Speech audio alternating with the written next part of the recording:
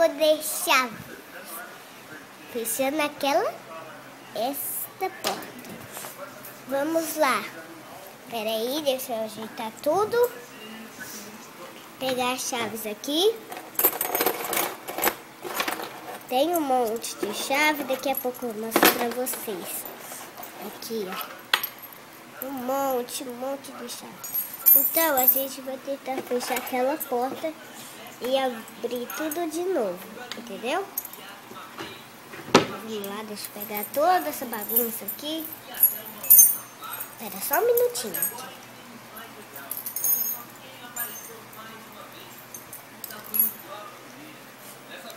Aqui.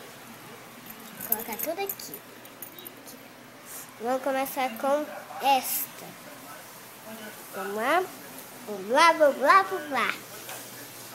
Aqui vocês não estão conseguindo ver. Aqui, arrumei agora. Também não foi. Dessa vez não consegui, gente. Deixa eu ver. Ah, agora eu vou conseguir abrir. Será? Vamos ver. Se enganei. Pera aí. Essa daqui pra mim.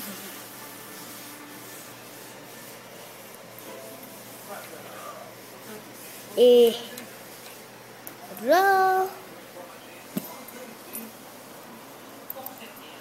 Já foi 3. Vou pegar essa daqui. Essa. Vamos lá. Também não. Olhem pra vocês verem. Meu dedo fica na frente, viu? Também não foi. Gente, tá difícil usar essa.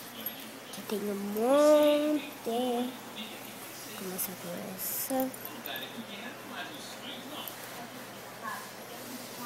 Não foi? Vamos lá. Aqui vocês não estão vendo. Também não foi. Só tem uma aqui que é um mudo de chave.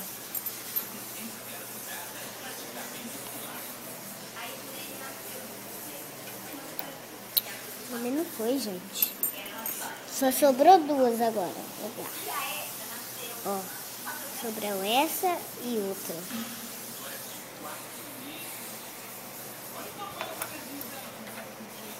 Não. Foi. Enganei. Só tem uma, gente. Só tem uma. Vamos ver. Foi! Aê! Conseguimos ganhar o jogo. Agora, olha. Então, tchau, gente. Se vocês gostaram, clique, curtir, se inscreva no canal.